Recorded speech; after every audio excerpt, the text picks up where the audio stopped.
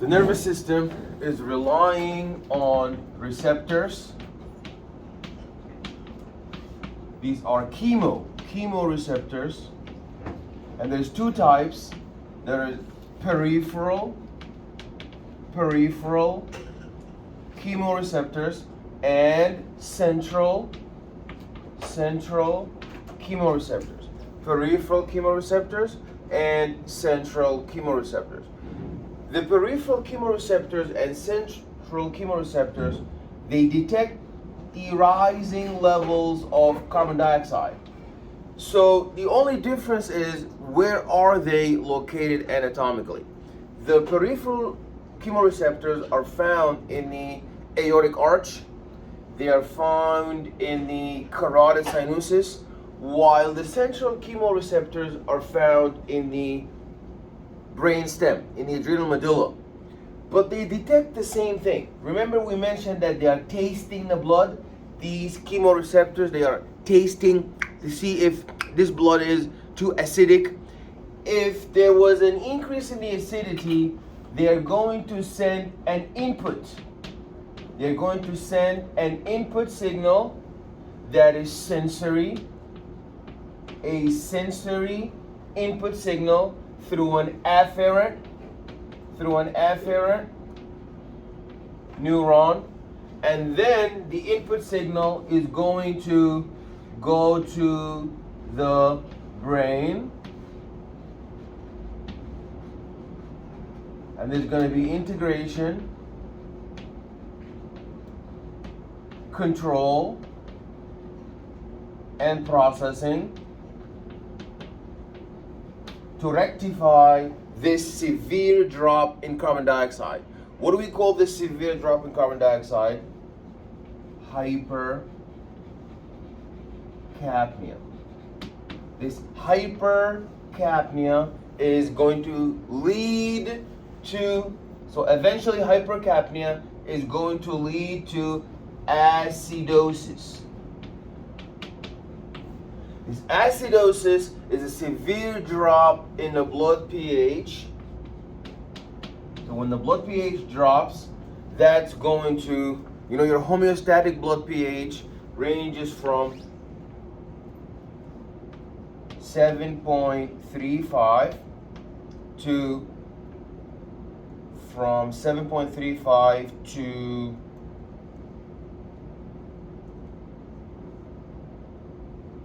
from 7.35 up to 7.65. Below that, that is acidosis, and above that, that is alkalosis. So we detected that there is an acidosis due to the severe hypercapnia. There's a hypercapnia leading to acidosis. Then there is going to be the first step. Your central and peripheral chemoreceptors are going to be sending an input sensory afferent command to the integration, control, and processing center, and this center is going to send an output motor efferent response to the effector. So who's going to be the effector in this case? The effector is going to be your respiratory system, namely the intercostal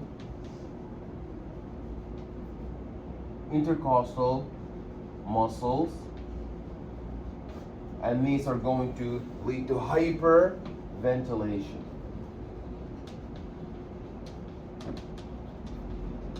So you saw how we ended up with hyperventilation in order to repair this hypercapnia. So the control of breathing is voluntary. Your cerebrum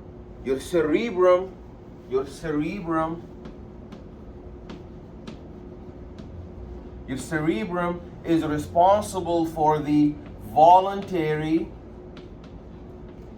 control of breathing.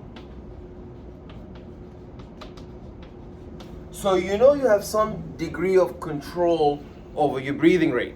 So you can stop your breathing for a while, but if you stop breathing for a while to the point where you cannot get rid and shunt this carbon dioxide that is building up in the blood, leading to the acidosis, then your central nervous system, your medulla, is going to override. Your medulla is going to override your voluntary control. So your medulla, your adrenal medulla is going to override the cerebrum, and then you see, if you try to stop your breathing, if you try to hold your breath, you cannot hold it eternally.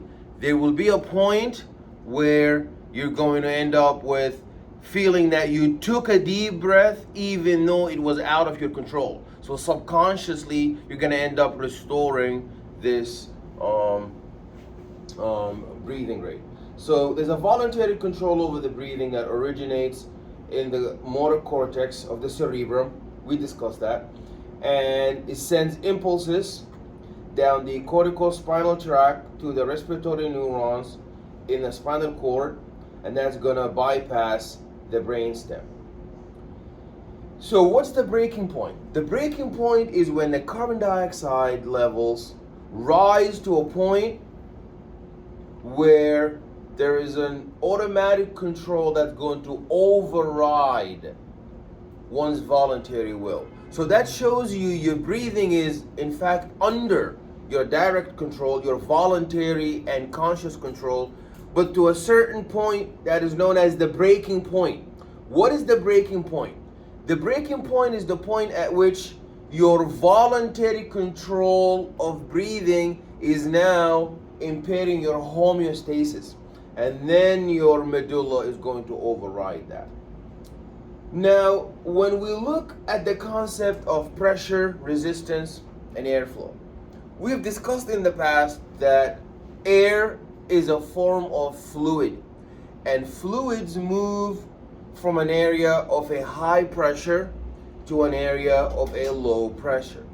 So during inspiration, the lungs follow the thoracic cage expansion because of the intrapleural pressure. We've discussed that last lecture, that if you take a deep breath, what happens to the volume, the intrapleural volume? What happens to your respiratory system, what happens to the transverse diameter of the rib cage when you take a deep breath?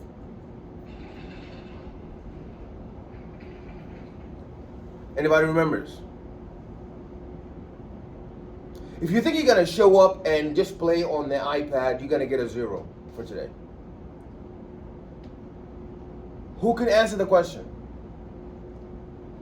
Yes, please. The rib cage expands outwards. Exactly. So when there is an outward expansion of this transverse diameter of the rib cage, what happens to the volume? Once we take a deep breath and then the transverse diameter of the rib cage moves out, what happens to the total volume of our respiratory system? Does it go up or does it go down? It goes up. So if the transverse diameter of the rib cage went up at a constant temperature, physiological homeostatic temperature, what happens to the pressure? Yeah, so the pressure decreases. So then when we compare the pressure of our respiratory system, what do we call the pressure of our respiratory system? The intrapleural pressure. The intrapleural pressure. So who are we always comparing our intrapleural pressure to? We're comparing it to the atmospheric pressure. So because air is moving in from the atmosphere into our respiratory system, or from our respiratory system into the atmosphere, so we want to ensure that there is a disparity. If we want air to come in, do we want the pressure? If we want air to flow inward, if we want air to flow inwardly from the atmosphere into our lung. Does that mean we need the pressure in the atmosphere to be less or to be more than the pressure in our respiratory system? To be more. And if we want to exhale, if we want to shunt and remove this air outside of the lung, what do we do? So if we want the air, if we were exhaling, when we were inhaling, the air went into our lungs. When we are exhaling, yeah, the air moves out. So we want to ensure that the air moves out by doing what to the volume of our respiratory system? By decreasing. Very good. Okay, expiration. Expiration is the passive process that is achieved mainly by the elastic recoil of the rib cage. Remember we said that. We mentioned that the diaphragm is known as the muscular sheet. This diaphragm or the muscular sheet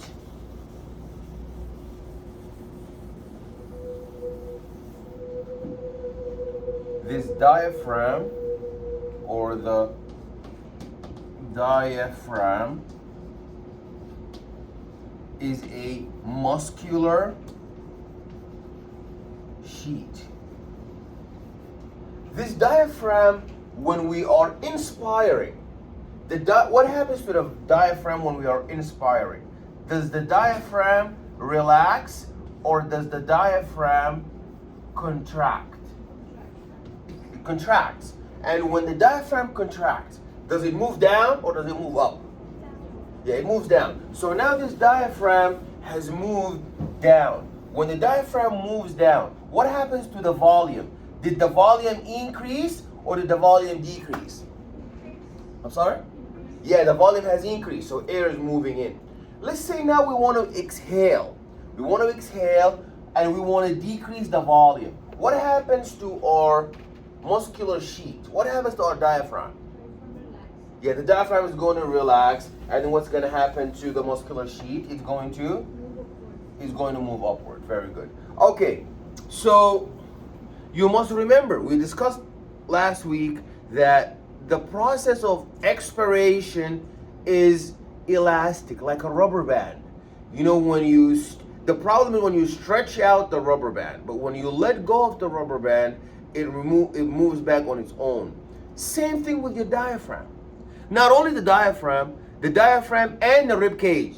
So both of them, the diaphragm moves down, rib cage moves out. That's the contraction. But when we want to relax, the diaphragm relaxes upward and your rib cage relaxes to its normal position. Is that clear? Okay, there we go. This is a very nice figure because it shows you that the first process, at rest, the atmospheric and intrapulmonary pressure are equal. So that means air is not moving in or out. That is at rest. You know, it's like, remember when we did the circulatory system? Your heart wasn't just contracting, relaxing.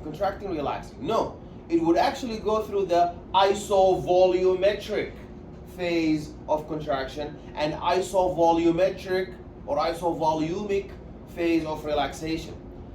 So what is the isovolumetric contraction? What is the isovolumetric relaxation?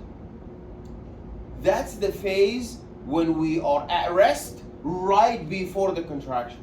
So isovolumetric, some books call it isovolumic contraction. Isovolumetric contraction is when there is a rest that is immediately before the contraction. Isovolumetric relaxation is when there is a rest right before the relaxation. So if you look in your respiratory cycle, you would see that in the beginning there's a rest, and then there is a inhalation, then there is another rest, then there is an exhalation. So you see at rest, the atmospheric pressure and the intrapulmonary pressures are equal. So there's no net airflow. The second step with this pause The ribs are going to swing downward like the bucket handles during the expiration. Here you see that the intrapleural pressure is minus 5 centimeters of water, and the intrapulmonary pressure is plus 1. Who is deeper, intrapulmonary or intrapleural? If you look at the lung, let's say that this is my lung. If I'm looking at the lung,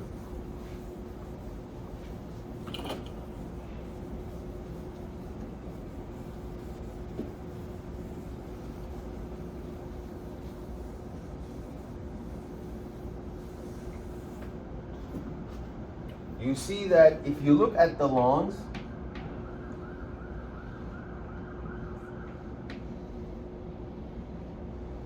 you see that in the lungs you have an outer cushion in white here. This is the outer cushion in white. This is known as the pleura. Pleura.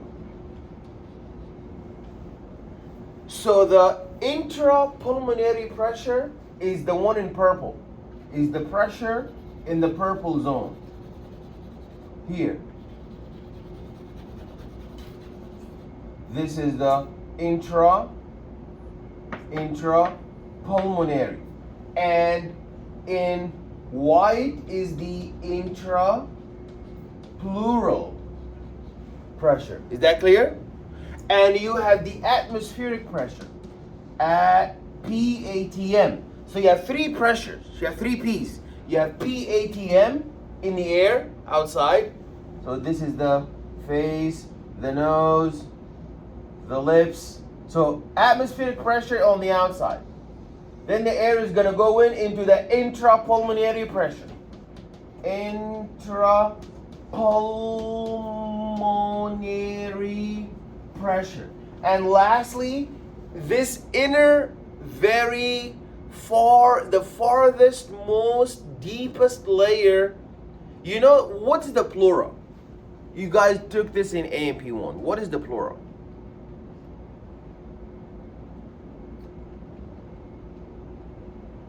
The pleura is? Isn't it a cavity? The pleura is a layer that is, you know, there is the pleural cavity. That's one thing. The pleural cavity is the area in the thoracic cavity in which you have the lungs. But the pleura is the outside balloon that is encapsulating and cushioning and protecting your lungs. That is very similar to the pericardial or the pericardium sac. The pericardial sac or pericardium, you know, all your viscera, your lung, your heart, they are not bare, they are not naked. They are surrounded with a capsule, and this capsule is full of water. So the lung, if you look at the lung, they have it here in blue for you. You know the lung is in pink. You see in pink? But you don't only see pink layer. Do you see like an outer blue layer? That's the balloon I'm talking about. So you have two compartments in the lung. You have the intrapleural compartment, that is the blue, and the intrapulmonary compartment, that is in the pink. So the air has to go all the way into the intrapleural, not intrapulmonary. That's why when the rib cage breaks and the rib cage scratches and ruptures this balloon that is surrounding the lungs, the balloon that is surrounding the lungs. What do you guys think is going to happen to the breathing rate? If the intrapulmonary zone is ruptured and the fluid, you know, this balloon that is surrounding the lung is full of water. If this water is ruptured and the water is leaking out, what's going to happen to the pressure? So the pressure is not going to be so low that air moves into the lungs, because this low pressure in the intrapleural cavity is what's allowing the air to go all the way deep into the lung. But if it's ruptured and the pressure dissipates in the abdomen, now the air is not going to go all the way deep in the lung. It's just going to stay at the top here. So the lung will not be fully saturated with oxygen. The lung is not going to be fully saturated with oxygen, which lead to the blood not being fully saturated with oxygen, which lead to the tissue not being fully saturated with oxygen. Okay, so here we see that in the other phase, you would have the ribs swing upward like a bucket handle during the inspiration. So in inspiration, the thoracic cavity expands laterally. We discussed that. And vertically and anteriorly. So the intrapulmonary pressure drops 1 centimeter of water below atmospheric pressure and air flows into the lungs. In expiration, the thoracic cavity is going to contract in all 3 directions. And the intrapulmonary pressure is going to rise 1 centimeter of water above the atmospheric pressure. And then the air is going to flow out of the lungs. Is that clear? We discussed that last week. This is one of the most important concepts of this lecture. That you see how we anatomically rely on the skeletal system to pull out and expand, so we increase the intrapulmonary volume so that the pressure drops. Why was it the case when we increase the volume? When we increase the volume, the intrapulmonary volume, what happens to when we increase the intrapulmonary volume? Why did the pressure decrease? Why was the relationship the opposite between volume and pressure in our respiratory system? Is pressure and volume always the opposite? Is pressure and volume are always inverse? What's the one condition that we need in our respiratory system that will dictate whether or not the pressure and volume are going to be inverse? Remember when we said that PV equals nRT, and we said in our respiratory system the pressure and volume are always the opposite. What's the name of this law? This is Boyle's law. So Boyle's law, does Boyle's law say that pressure and volume are always the inverse? Or is it under a certain condition?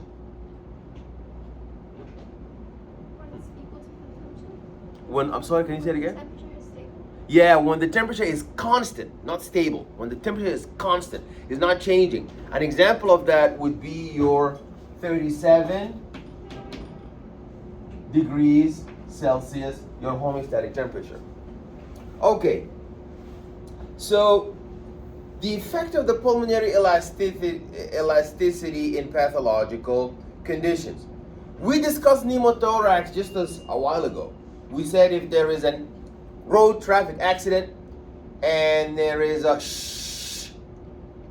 road traffic accident and there is a rupture of the, stop talking, Natalie, stop talking. And the rib cage breaks, and when the rib cage breaks, what happens to the lung? What is getting scratched? So if you look at the lung we said is protected by a balloon. When the rib cage breaks and this bone breaks, what does it do to the outside balloon that is protecting this lung? Do we have a lung here?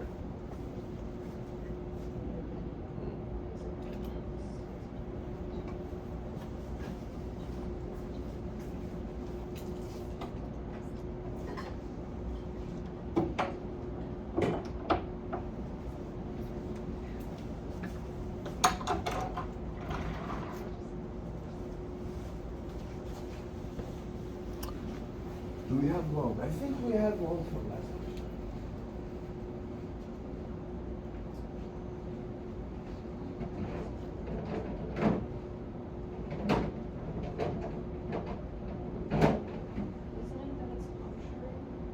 Yeah, so this is what I wanted to go over.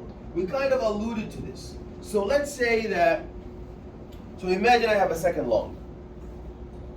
This lung is encapsulated by the saran wrap, like a plastic bag right around it, and this saran wrap is full of water.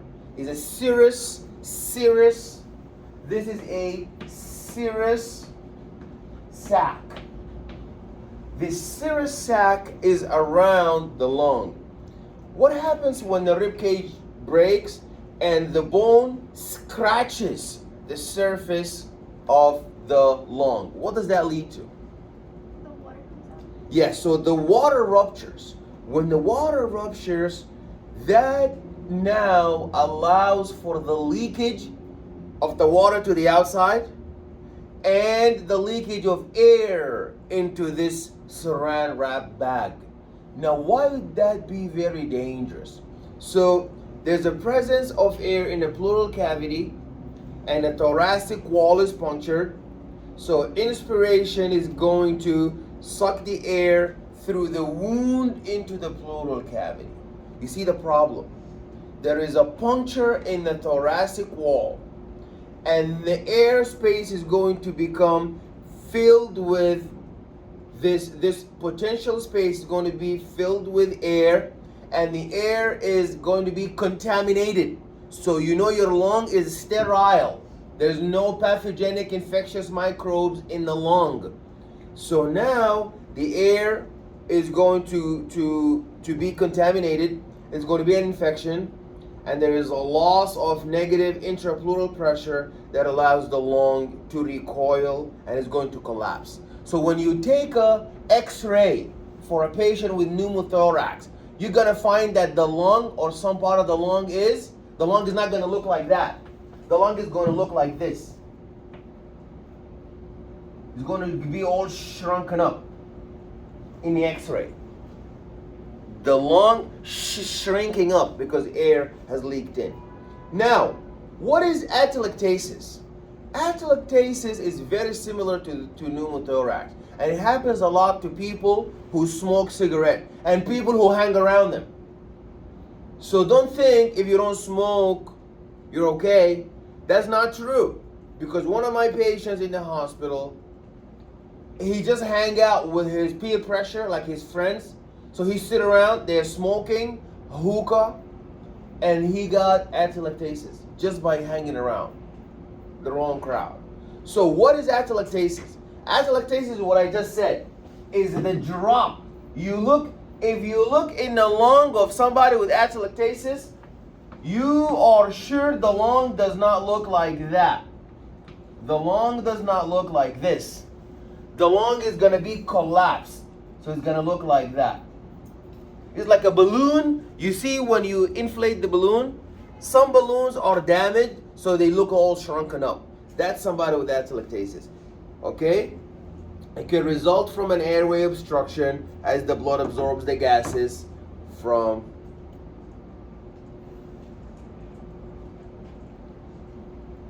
Okay, now resistance to airflow. There are two factors that influence air resistance: bronchiole diameter and pulmonary compliance. You remember this concept when we did the circulatory system. What happens when you increase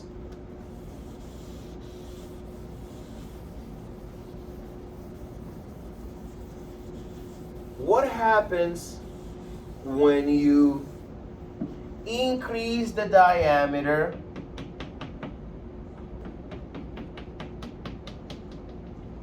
What happens when you increase the diameter of the blood vessel? Let's say this is a blood vessel and the blood is flowing through my blood vessel. What happens if I increase the diameter? What happens? More fluid is allowed to pass. Yeah, so that is going to allow a lot of fluid to pass. Same thing with the bronchioles. One time we're dealing with liquid fluid like the blood. Here, that's the blood. But if you look at the bronchiole, this is the bronchiole. if you increase its diameter, you're going to accommodate more air fluid. So more air is going to be localizing inside the terminal bronchioles. And the opposite. The same way, if I decrease the blood vessel diameter, what happens to the blood? If I decrease the blood vessel diameter, the blood flow is going to drop. Same thing with the bronchoconstriction. So vasoconstriction is just like bronchoconstriction. Vasodilation is just like bronchodilation. They have the same effect, but we're dealing with different fluids. With vasoconstriction and vasodilation, we're dealing with blood flow. And bronchoconstriction, bronchodilation, we're dealing with airflow. So, there is a decrease in the number of bronchus or the bronchioles. Histamine, parasympathetic nerves, cold air, and chemical irritants, those lead to bronchoconstriction. So, what are the factors that lead to bronchodilation? There's an increase in the diameter of the bronchus or the bronchiole, and you see epinephrine and the sympathetic stimulation. So during sympathetic stimulation means what? Fight or flight for survival. Sympathetic stimulation, it means that norepinephrine is secreted. You're fighting for your life. You're running from a bulldog, or you're fighting some animal that is trying to attack you. So you're gonna need more air or less air? You're gonna need more air. There's gonna be vasodilation, and there's gonna be bronchodilation. But if you are relaxed, your parasympathetic nervous system is activated, and you have the rest and digest. You do not need a lot of, there's no survival kicking in. So what's gonna happen now? That's gonna lead to parasympathetic nerves being stimulated, cold air, and chemical irritants. Okay, now we're gonna look into the measurements of pulmonary ventilation. So, anybody heard of spirometry? Spirometry. What is spirometry?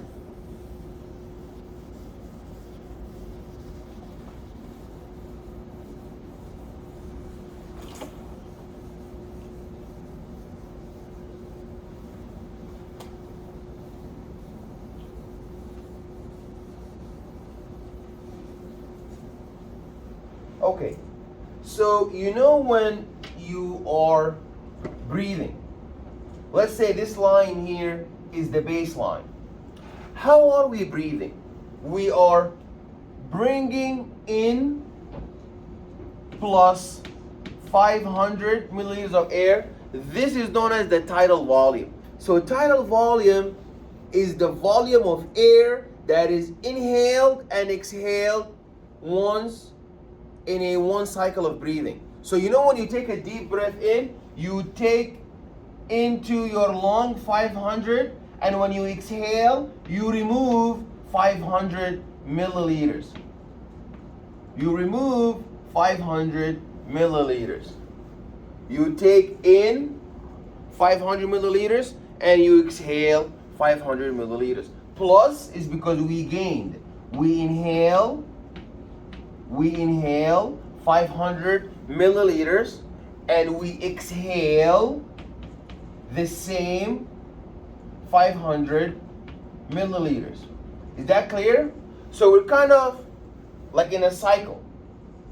We bring in plus 500 milliliters and we exhale minus 500 milliliters of air.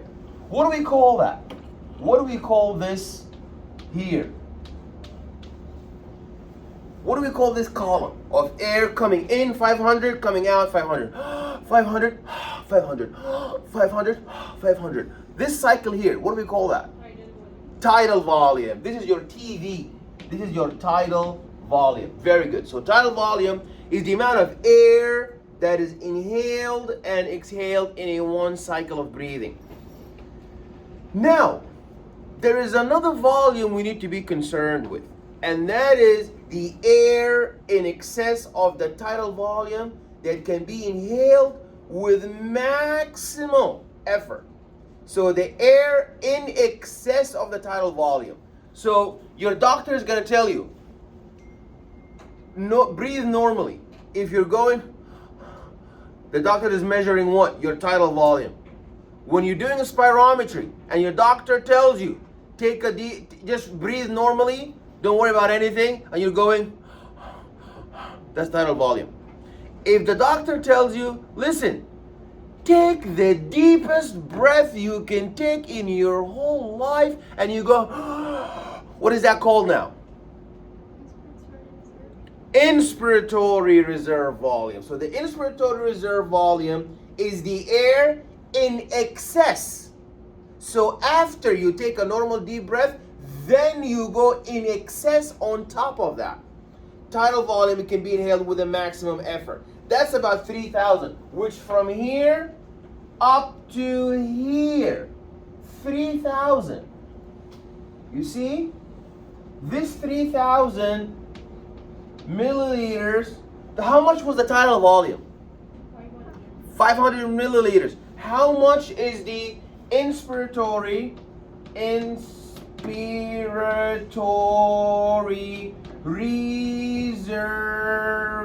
volume? IRV. Inspiratory reserve volume. 3,000. Oops, that was a mistake. 3,000.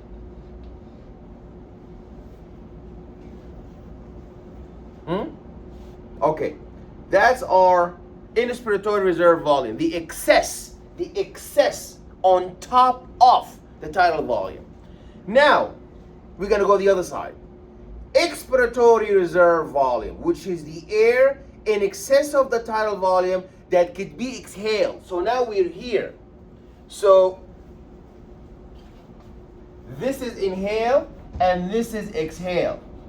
So if the doctor tells you now, listen, I need you to get out as much air out from your lung, and you go like that. What do we call that now? That is known as the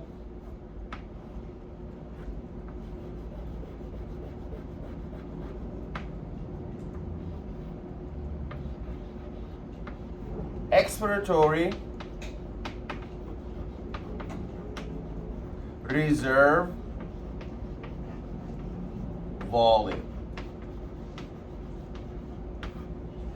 Expiratory reserve volume. This expiratory reserve volume represents the air in excess of the tidal volume that can be exhaled with a maximal effort. How much is the expiratory reserve volume? 1,200 milliliters. Is that clear? There's another category. You know, when you try to get out as much air as you can, you know, remember when we did the heart? When your heart contracts, is all of the blood out the heart? There is nothing that is left behind? Every single drop of blood is left the heart? No, there's some blood that is residual, that stays behind. Same thing with the air. When you exhale all the air out, you think you got all of it. It's not. There is still some remaining. You'll never get it out. No matter how hard you try, you'll never get it out. Unless you're dead and you squeeze all of it, then it goes all out. But the air that stays behind, no matter how hard you try to exhale, that is known as the residual volume. Because the name, residual volume. That's the air remaining in the lungs after the maximum expiration. The air remaining in the lungs after the maximum expiration. So that allows some gas exchange with the blood before the next breath of fresh air arrives. So how much is the residual volume? The residual volume is the block of air that remains behind no matter how much you try to exhale. This is your RV, your residual volume. RV, your residual volume, and it's about 1,300 milliliters.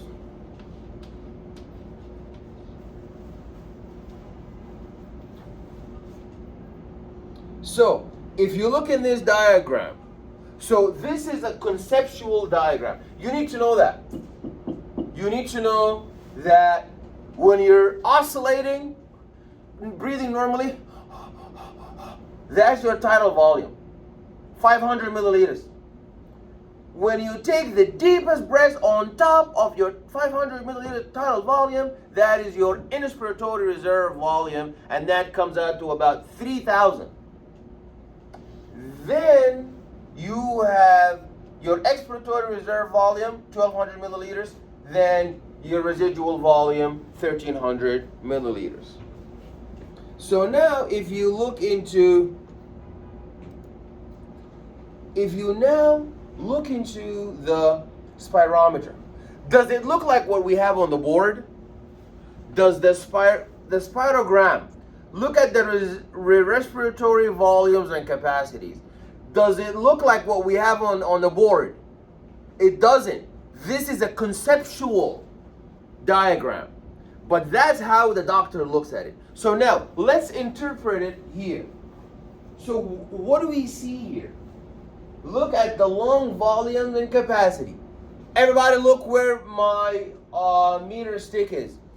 If you look in here, you see that we have, what is this oscillation? Up and down, oscillation, up and down. What do we call that? That's the tidal volume, because we went from 2,500 to 3,000, 2,500, 3,000, 2,500, 3,000, 2,500, 3,000. So that shows you we are taking a deep breath in, exhale, breath in, exhale, breath in, exhale, breath in, exhale. Then if you look at this drop, what did the doctor tell the patient? If you look at this figure here, you see the patient? You can tell what the doctor told the patient to do. Because what happens to the lung volume? The lung volume dropped from 2,500 to 1,200. What happened there? Inhalation. Inhalation, look at the volume. In inhalation, does the air drop or increases? Inhalation. If you're inhaling, is the volume of the lung gonna get bigger or smaller? Yeah, it's gonna get bigger. But look at here. It went from 2,500, dropped to 1,200. Is that inhalation? So if it's inhalation, if it's inhalation, the air is gonna go in, make my lung bigger. But if you look at this spirogram, we used to be at 2,500 because that's 2,000, that's 3,000. The middle is 2,500. We went from 2,500 down to 1,200. So what happened to the lung volume? Did it go up or down? It went down. So that means we exhaled or inhaled? Exhaled. So that's an example of the expiratory reserve volume. So the doctor said to the patient, take as much air out, minus 1,200.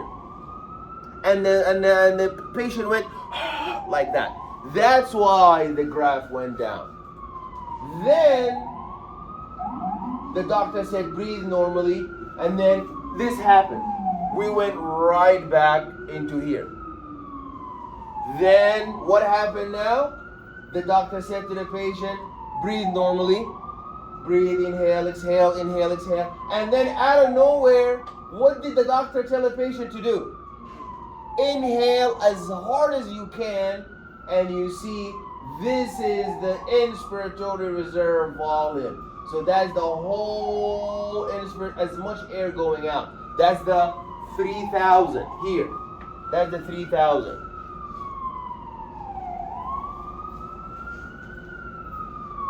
Then if you look here,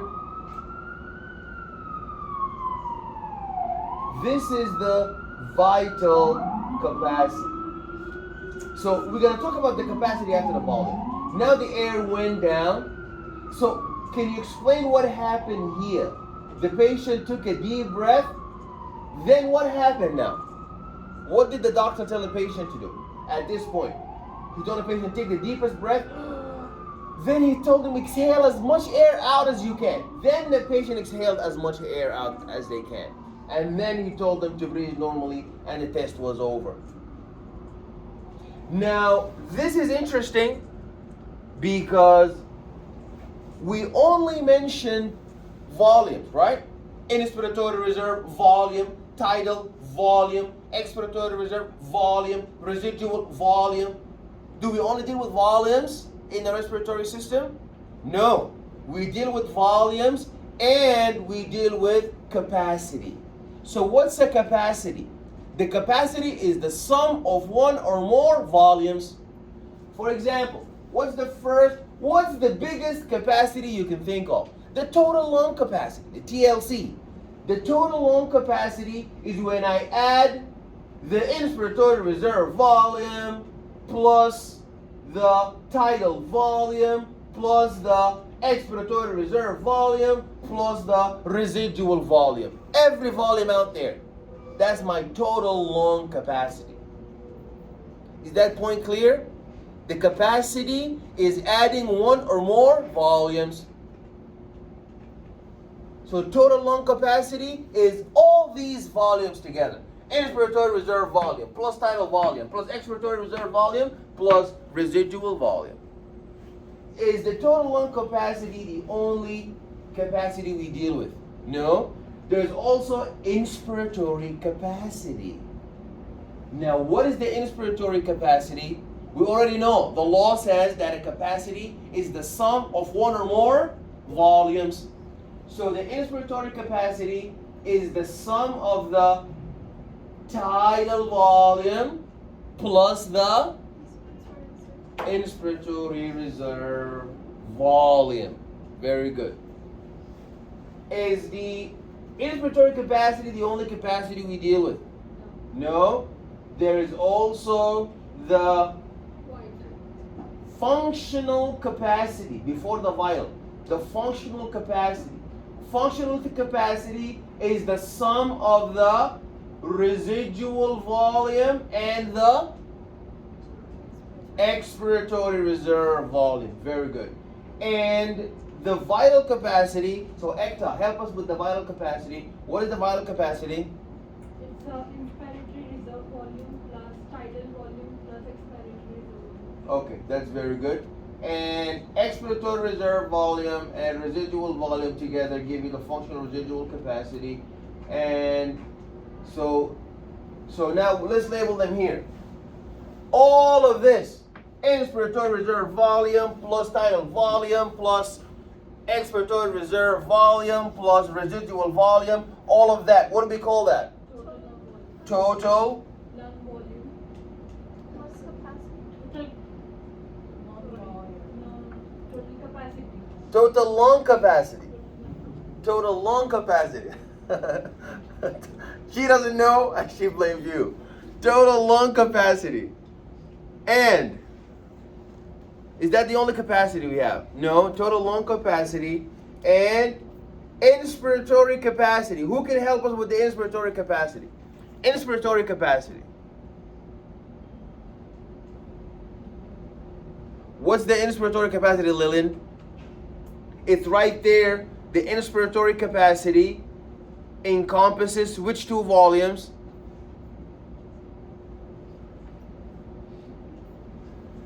Inspiratory capacity encompasses two volumes, the one in the pink and the one in the brown. What is that? Yes, Ariana. Of the air, that can be inhaled after normal respiration. Yeah, so the inspiratory capacity is the sum of, what's this pink area? What do we call this? Just all this pink area. What do we call that? This. What is that? Inspiratory reserve volume plus, what's the brown area called? Tidal volume. So it's right here. Inspiratory reserve volume plus tidal volume. This area here, what do we call this whole area here?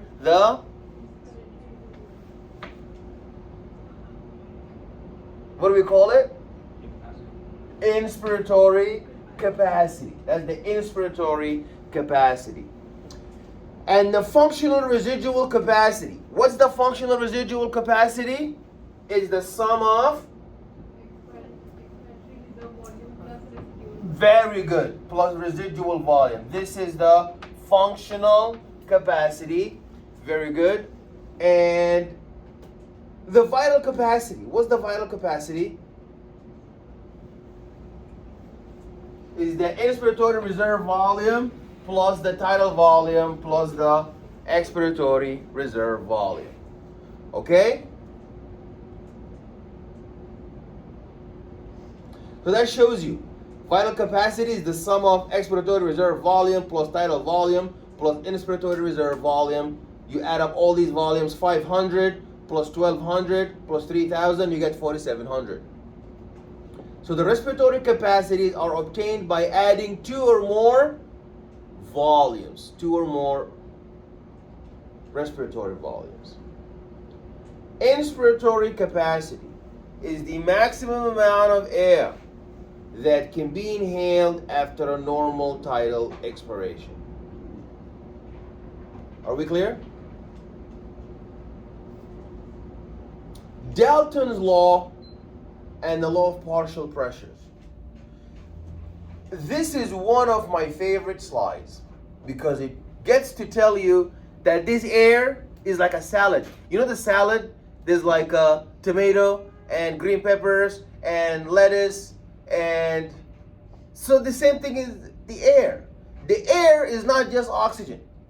Back in elementary school, I thought air is just oxygen. It's not oxygen.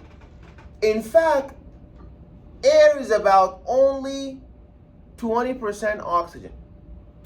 78% of the air is nitrogen, while just a little bit is carbon dioxide. So we already talked about Boyle's law. Who could remind us what Boyle's law is?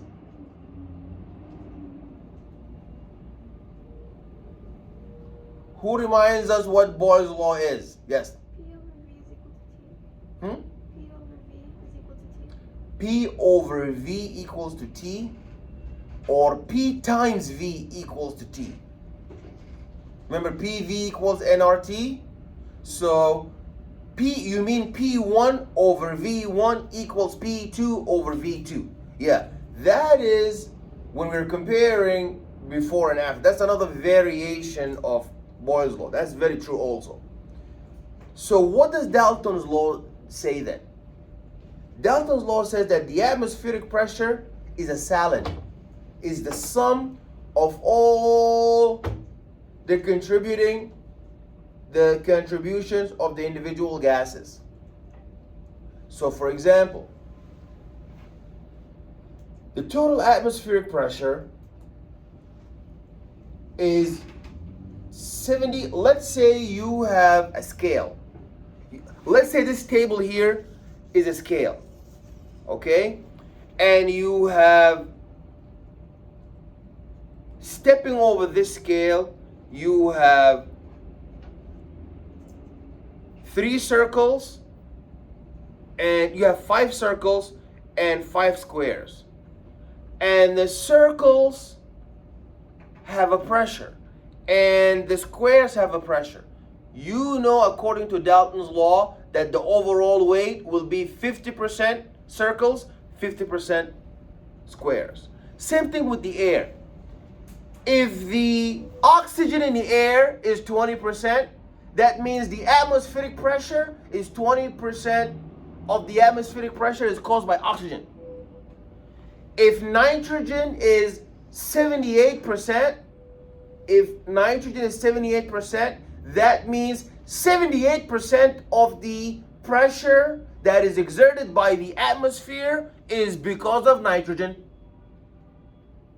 If the carbon dioxide represents 0.04% of the total pressure in the atmosphere, then you bet that the atmospheric pressure is 0.04% caused by this carbon dioxide.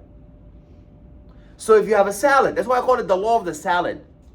If your tomato is, let's say you have a 10-gram salad. If your tomato is 5 grams, that's half of the weight. So half of the weight, even if you chop up the tomatoes, it's still going to be attributed back and being caused by these constituents, the tomato. Then how much was the weight of the green peppers? That's going to be the overall weight of the salad will be the sum of the individual weights of all the vegetables in it. The overall weight of the salad dish is going to equal the weight of all of the vegetables in it. Same thing with the air. The pressure of all the air is going to be the sum of the pressures of all the gases that are in the air. So now that brings us to the important concept of partial pressure. So if my nitrogen is 78%, that means nitrogen, you know the stock exchange, they say, oh, this person has 78% of the stocks. That's exactly what the law is saying. That if the air is 78% nitrogen, nitrogen has 78% stock in the air. So there's a partial pressure. So that's the separate contribution of each gas in a mixture. So for example, the atmospheric pressure is 760 millimeters of mercury. And the oxygen is 20% of the composition. So if I tell you to calculate mathematically the oxygen pressure, that's not hard. Because you know how much the total atmospheric pressure is, 760 millimeters of mercury. And you know the percentage of oxygen, how much is it? 20%. That's easy. What's 20% of 760? That's about 159. That's the pressure, the partial pressure of oxygen. Is that clear? So if I give you the total atmospheric pressure and I tell you that nitrogen is 78.6%, what's the partial pressure of nitrogen?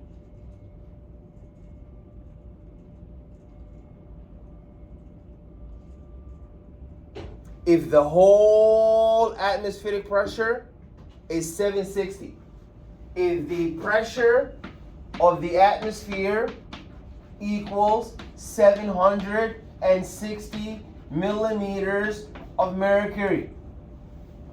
Is that clear? And I tell you that nitrogen equals 79% of the atmospheric pressure. Can you figure out for me what is the partial pressure of nitrogen? 604. Yes. So show your work. What did you do? I did 760 times 0.79. Excellent. So 760 millimeters of mercury, which is the pressure of the atmosphere, and we multiply that by how much? 0.79. 0.79, which is the percentage of nitrogen in the percentage of the nitrogen pressure in the pressure of the atmosphere. Perfect. And how much does that come out to? 600.4. 6? Yeah, 600.4. millimeters of mercury. Very good. Okay, we discussed the alveolar gas exchange, so the movement of the oxygen and carbon dioxide across the respiratory membrane. Air in the alveolus is in contact with a film of water covering the alveolar epithelium. So for oxygen to get into the blood, it must dissolve in this water and pass through the respiratory membrane, separating the air from the bloodstream. So for carbon dioxide to leave the blood, it must pass the other way and then diffuse out of the water film into the alveolar cavity. So we've discussed that in order for,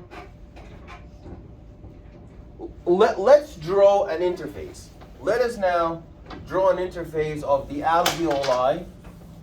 Let's draw an interface of the alveoli.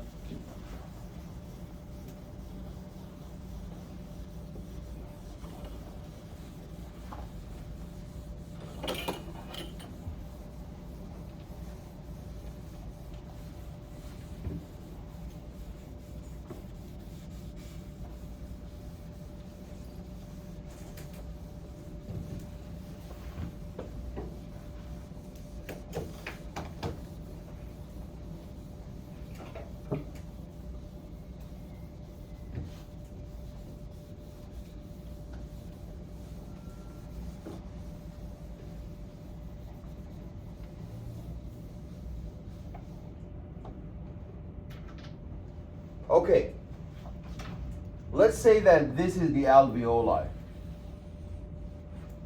This is the alveoli.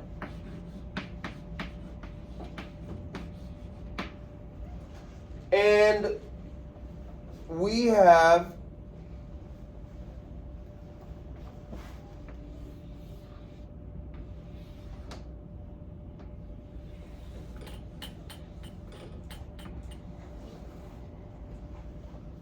the blood vessel.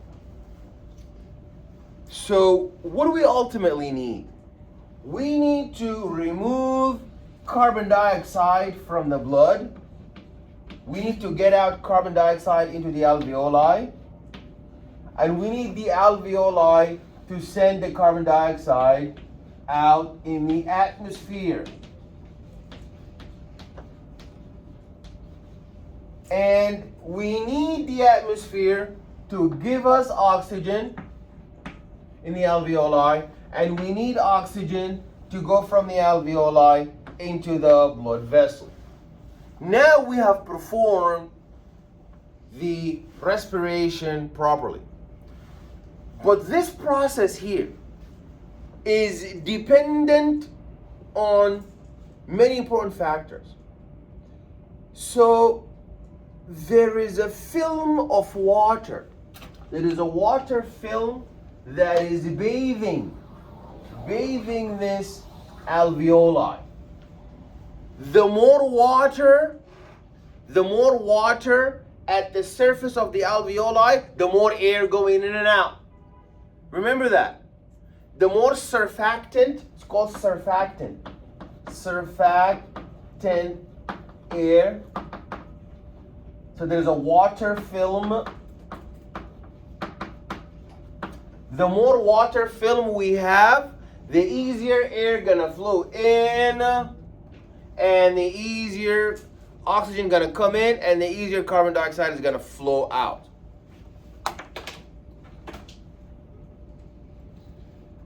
So for oxygen to get into the blood, it must dissolve in the water and pass through the respiratory membrane, separating air from the bloodstream. And for carbon dioxide to leave the blood, it must pass the other way and then diffuse out of the water film into the alveolar air. You see? In order for oxygen to go into the blood, it has to dissolve in this. Oh my God.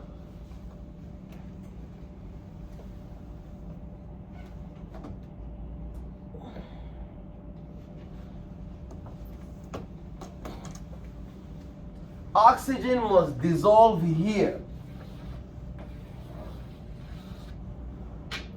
So oxygen must dissolve here. and then it will flow into the blood vessel. Carbon dioxide, before going into the alveoli, it must dissolve in this water film. So that means one of the factors, the more water we have on the alveoli, the more elastic and smooth our breathing is. So some diseases, the people, they are so old, or the water around the alveoli is gone, and then they will not be able to breathe properly. Now, this is Henry's law. This is not Dalton anymore. This is Henry's law. Henry's law says that the more soluble you are in blood, the faster you will dissolve. So who is more dissolvable in the blood? Oxygen, or who more dissolves in the blood? Oxygen or carbon dioxide? You see that with time, the initial state, there is a lot of oxygen in the air, a little oxygen in the blood, and that's in equilibrium. But if you look at the carbon dioxide, there's more carbon dioxide in the blood, and there's a little bit in the air. And then they're going to equilibrate. Okay, that shows you, this is the very first concept we discussed when we began the chapter. And that is the process of partial pressures. And that fluid, whether liquid fluid like blood, whether gas fluid like air, will never move except from an area of high pressure to low pressure. So now, let's track this air in this diagram. If you track the air in the diagram, you will see that in inspired air, so you have two airs actually. You have oxygen air and you have carbon dioxide air. Is that true? Oxygen and carbon dioxide. Look for inspired air of oxygen. How much is it? Who can read what is the partial pressure for oxygen that is being inspired? 159. 159. When the air went into the alveoli, what's the partial pressure of the air in the alveoli? Ekta? 104. 104. So you see the air went, shh, stop talking. Nicole, stop talking. The air went from 159 into how much? 104. 104. We're not done. We go from 104 to, what's the air in the heart now? What's the pressure for air in the heart? 95. 95. So you see the trend. There's a trend from 159 to 104 in the alveoli to 59 in the 95. I'm sorry, to 95 in the heart, and lastly in the tissue, how much is the air? 40. 40. So now you saw there's a smooth transition of air from 159 all the way to 40. Now, look at carbon dioxide. How much was carbon dioxide in the tissue? 46. It was 46. How much is carbon dioxide in the heart? 46. 46. How much is carbon dioxide in the expired air? 32.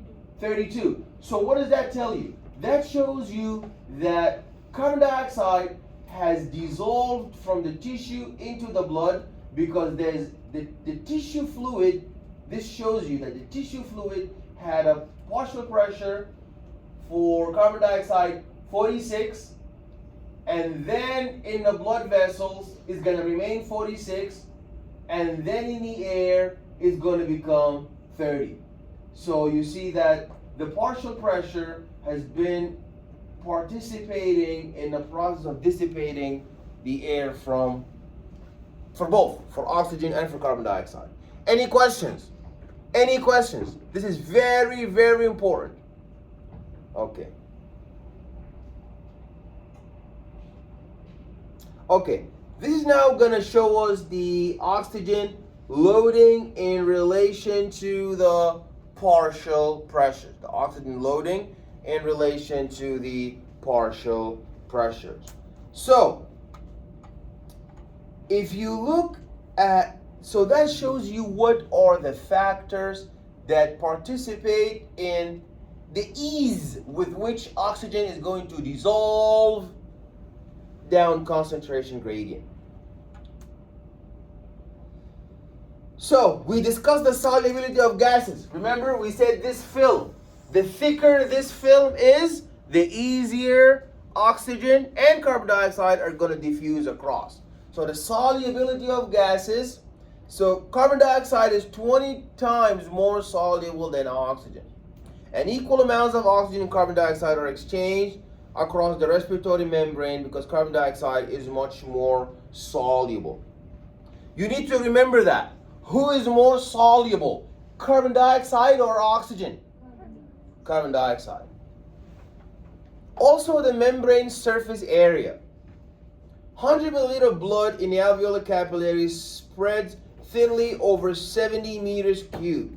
So, emphysema, lung cancer, and tuberculosis decrease the surface area for gas exchange. What does that really mean? That means there are some diseases. The alveoli is supposed to be this big. Some disease will happen like emphysema. What is emphysema? What is emphysema? What does emphysema mean? It's a chronic lung disease which like disturbs the alveoli, which ruptures the alveoli. Yeah, very good. It's a lung disease involving the alveoli, but it doesn't rupture the alveoli. It prevents the alveoli from emptying. So you take a deep breath, no problem. Exhale, you can't exhale because there is a stretch but no recoil. Imagine you fill the air with balloon. When you let go, air all gonna flow out. But for emphysema, you blow air in, you let go, air is not gonna come out. So people with emphysema, they have lost the elastic recoil. The elastic recoil has been lost. The elastic recoil of the alveoli has been lost. So the alveoli are distended permanently. Why is that dangerous? Because you can't get rid of the oxygen. You bring in air. But don't forget, you need to exhale carbon dioxide. But you can't because they are not elastic. So they just bring in air and trap carbon dioxide. So carbon dioxide is not coming out. It's just their lung is full of carbon dioxide. That's emphysema. Tuberculosis, infection of the lung parenchyma, the tissue of the lungs. Gas exchange is going to, lung cancer, that's all going to affect the surface area. So the more surface area, the easier the exchange is going to take place. The more the surface area, the easier the exchange is going to take place. Also the membrane thickness. Do you think if you want to exchange air, the membrane should be so thick or as thin as possible? So in order for the alveoli to participate in gas exchange, should the membrane thickness be thin or thick? How do you think the thickness of the alveoli gonna affect the exchange of air? Is it the thicker the better or the thinner the better? The thinner the better. The more thin you are as an alveoli, the more air is going to flow right across you. So what makes the alveoli so thick? When you're so thick, what makes the alveoli so thick? That's the fibrosis, smoking, so much infection, exposing yourself to the cold all the time, you don't care. and all of this is going to build up over the years. When you are so old, then your lung tissue is going to be permanently damaged because the thickness is going to increase because there's so much fiber depositing on the fiber. Means like a scar. When you're injured, there's a scar. So when you're always sick of your lung, you're coughing, that means there's a lot of scar dumping on your lung, and the surface area is going to decrease, the thickness is going to increase, the breathing is not going to be good. That's why elderly people, imagine you're elderly and you smoke, their blood saturation with oxygen is going to be so low because the alveoli are going to be so thick. You see, pulmonary edema, pneumonia cause the thickening of the respiratory membrane. So when the membrane is thicker, gases have farther to travel between the blood and the air, and they cannot equilibrate fast enough. So that shows you normal alveoli. In pneumonia, you see there's like fluid clogging the alveoli, and the thickness is high.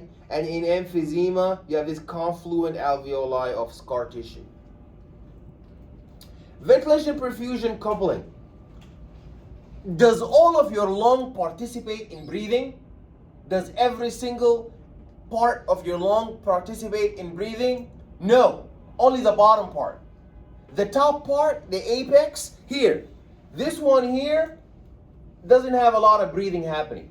Is down here is where all the breathing happening. And down here, that's where all the problems happen. Because when you take a smoke, all the nicotine is going to be dumping, like you know the chimney, the chimney soot is going to all be building up in the bottom of the lung, and that's where you need all the possible air.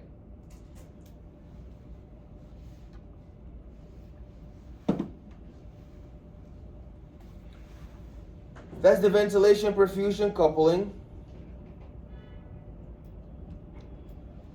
So the perfusion is adjusted to changes in ventilation.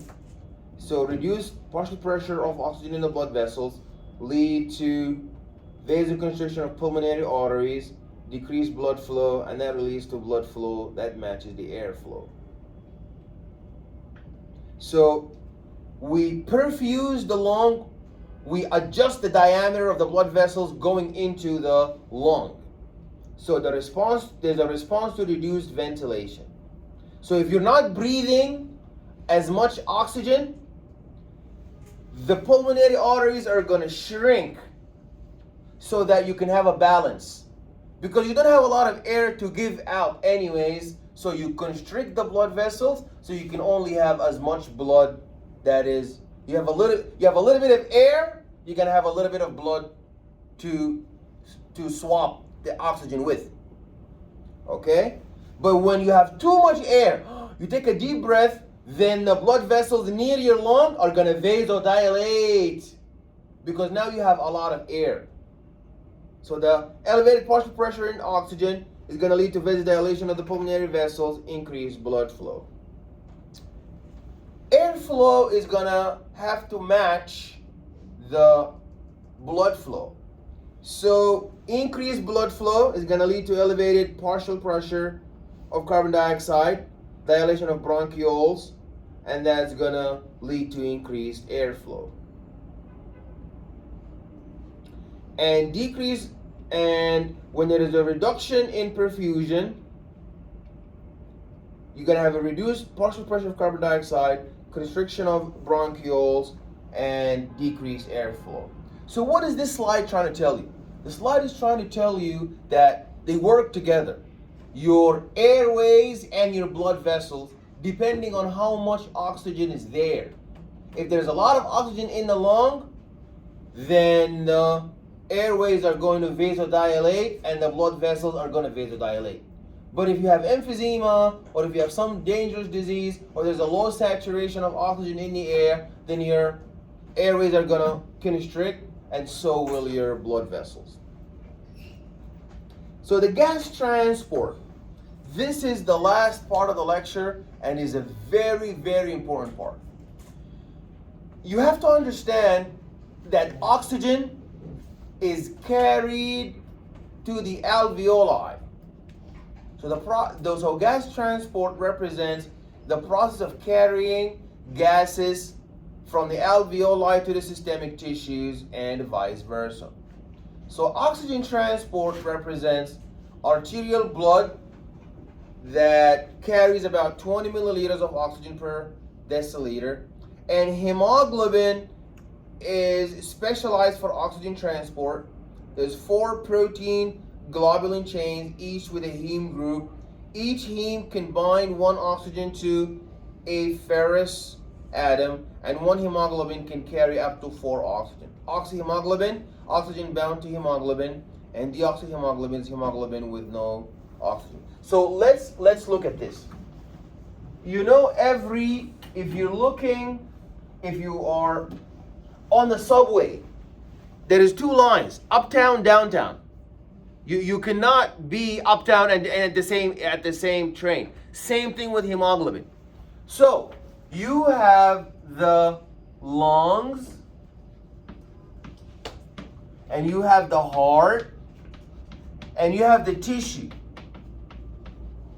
So you either have hemoglobin going downtown, this hemoglobin, HB, or you have hemoglobin going uptown, HB.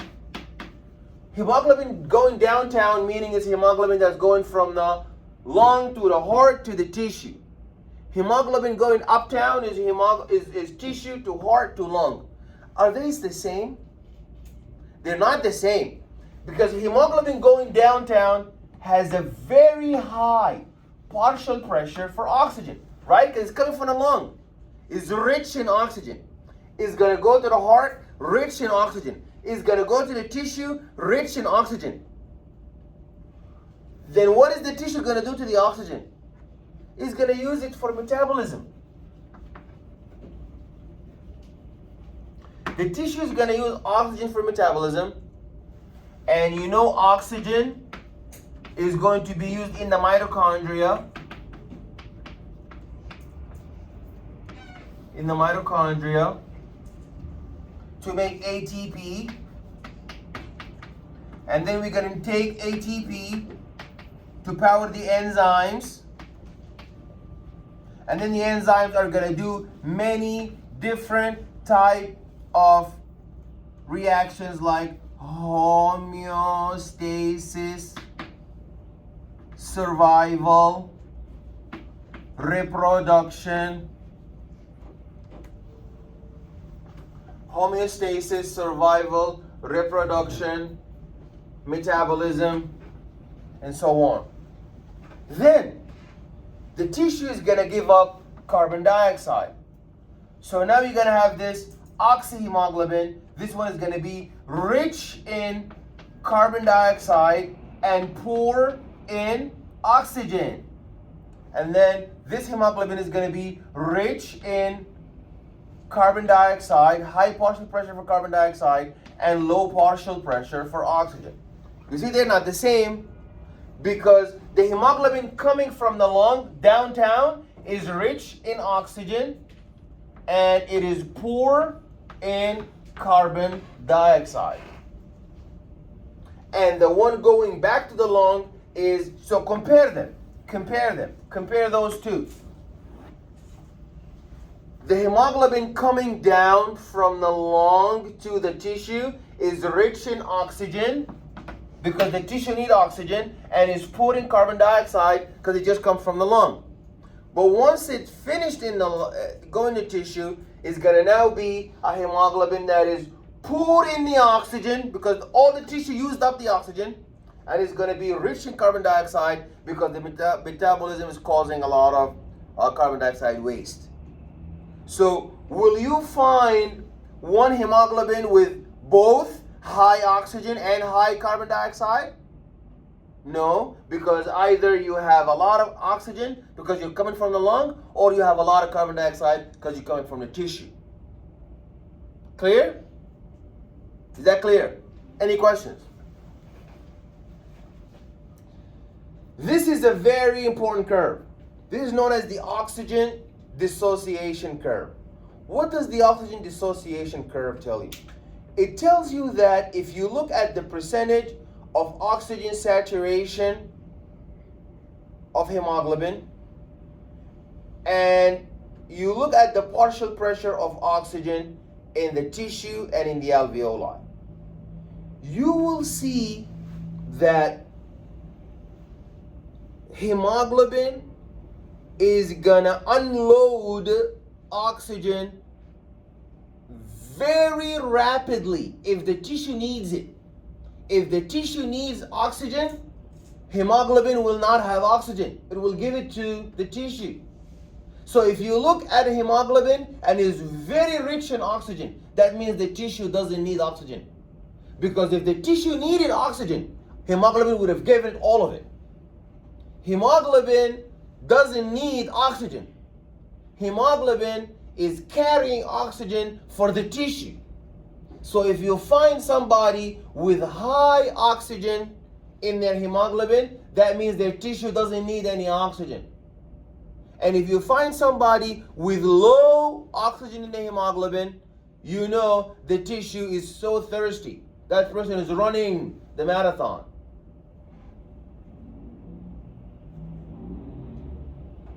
So if you look, remember that oxygen is not only carried in hemoglobin, but also carbon dioxide is carried in hemoglobin too.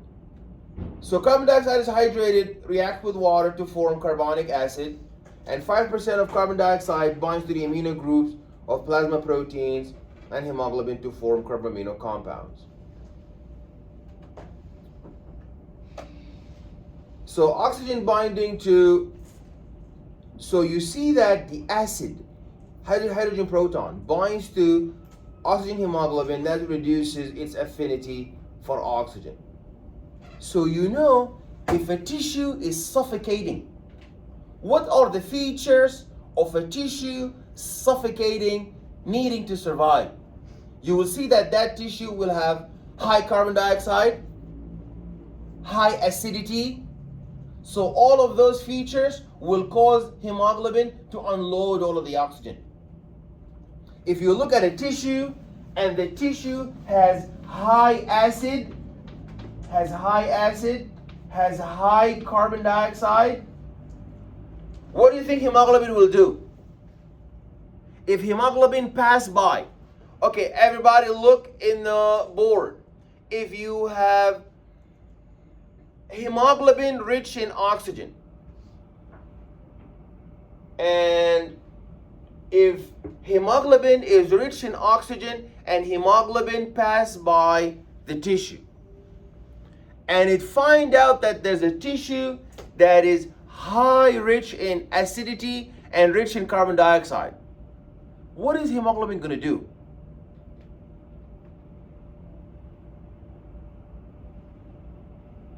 Yes? It's gonna unload the oxygen. It's going to unload the oxygen.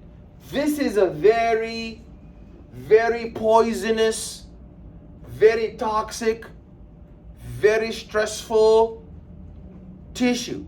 So that tissue is going to need oxygen because it has high acid and high carbon dioxide. So that shows you here the systemic gas exchange is relying on carbon dioxide. So 70%. So if you look at respiring tissue, if you look at the tissue has a lot of carbon dioxide and acid. We said that. How do you know if a tissue is suffering under metabolic stress, under defect? It will have a lot of carbon dioxide. How does it get rid of that carbon dioxide? It has three ways. Number one, 70% of the carbon dioxide that is suffocating the tissue is going to dissolve right in the blood. 23% is going to go inside the red blood cell. You see the discoid red blood cell inside the red blood cell. And 70% is going to be converted with this CAH. What is CAH? C-A-H. Carbonic anhydrase.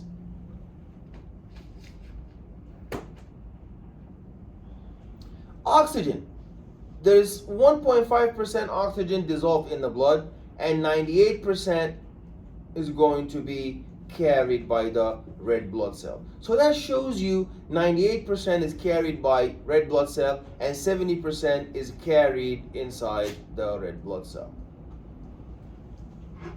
Okay, so we discussed that. So this is what we were saying earlier, that if there is a high carbon dioxide, if there is a low pH, if there is high hydrogen proton, now they introduce this BPG. BPG, what is BPG? BPG is a bisphosphoglycerate. What is bisphosphoglycerate? That's a metabolic waste. This is very toxic metabolic waste.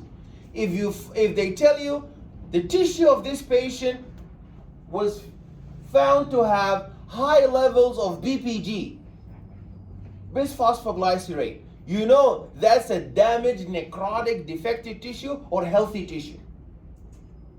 What kind of tissue is that? That is damaged, necrotic tissue because it has a biphosphoglycerate. So this slide is trying to tell you, if hemoglobin is carrying a lot of oxygen and it passed by a tissue that has high acid, a tissue that has high carbon dioxide, a tissue that has low pH, a tissue that has BPG, bisphosphoglycerate, what do you think hemoglobin is going to do? It's going to unload the oxygen. And the more you have those, the faster it will unload. So if you have two tissues, one has more acid than the other, who do you think hemoglobin is going to unload the oxygen faster into?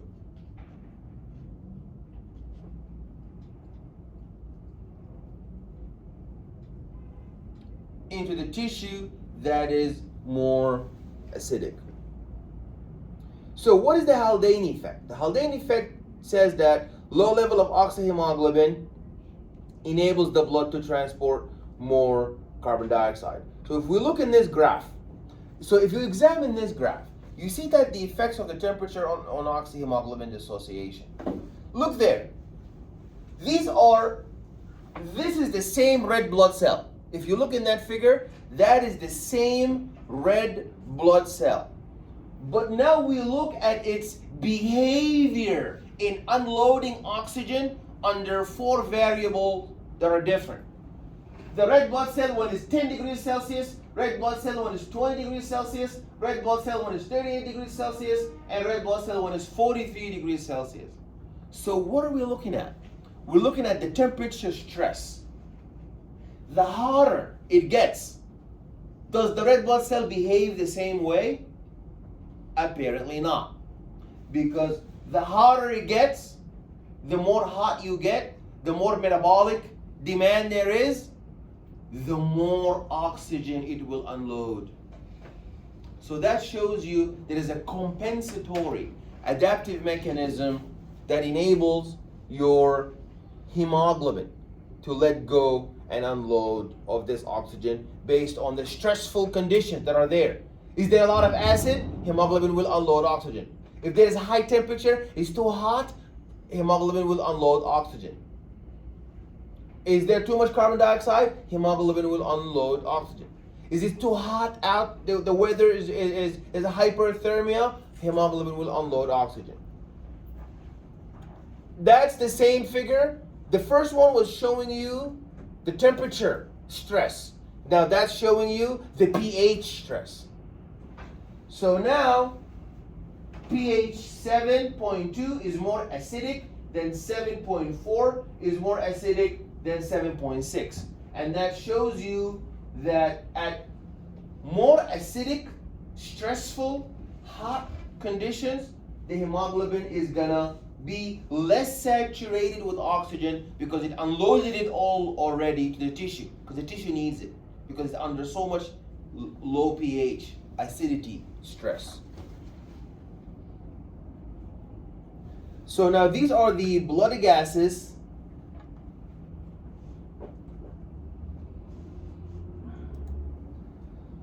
So the rate and the depth of breathing adjust in order to maintain the arterial blood levels. And we said the brainstem is constantly receiving input from the central and peripheral chemoreceptors. Okay, smoking and lung cancer.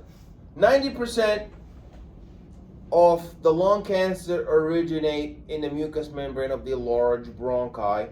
So the tumor, what's the difference between tumor invasion and tumor metastasis?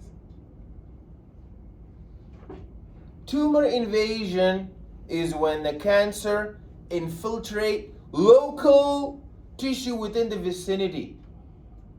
Metastasis is when cancer spread through the blood to far locations, like breast cancer. That's the worst cancer. Why?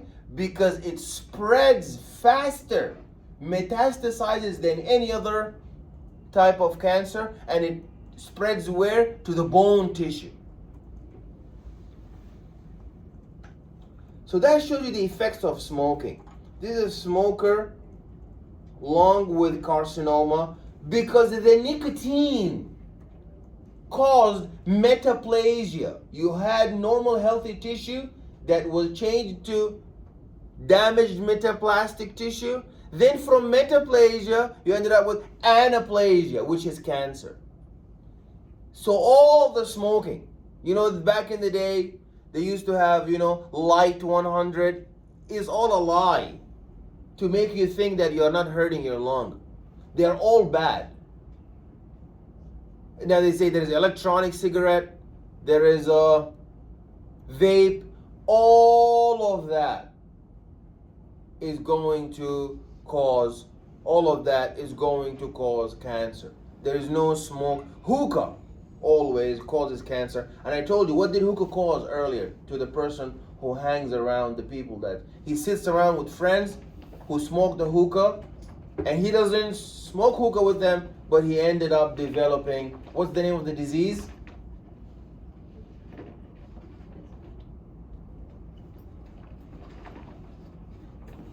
What happens then? Yeah, the lung collapse. The lung shrink. It's called atelectasis. Atelectasis. Okay, everybody, please take the microscopes. And I'm also going to open for you the quiz.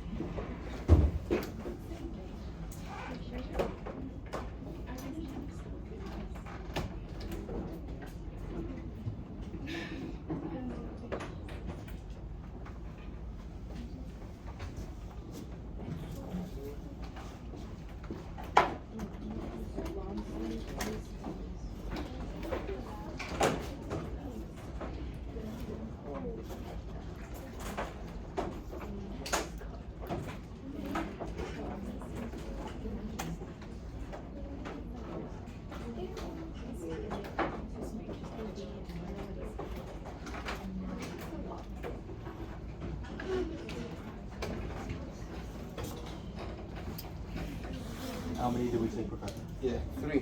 Okay, there's a slide for the trachea, slide for emphysema, and a slide for the bronchi.